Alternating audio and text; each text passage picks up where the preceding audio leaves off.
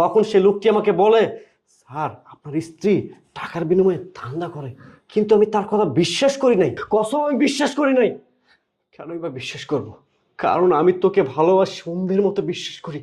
আর ভালোবাসার প্রতিদান হিসেবে তুই আমাকে এত বড় একটা উপহার দিলি। তুই আমারই বেডরুমে দিনের পর দিন ধান্দা করে যাচ্ছিস। এই, এটা কি জালসাঘর?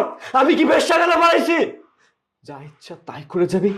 এমন একটি জঘন্য কাজ করার আগে তোর কি একটা বড় বিবেকে বাঁধলো না? একটা বড় মনে হলো না এই মানুষটা তোকে কতটা ভালোবাসে?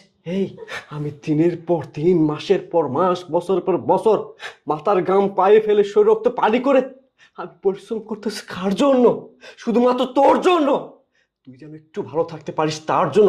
আরে তুই ধান্দা করতেছিস কিসের জন্য? টাকার জন্য। তোর টাকার দরকার, তুই তো আমাকে বলতে পারতি।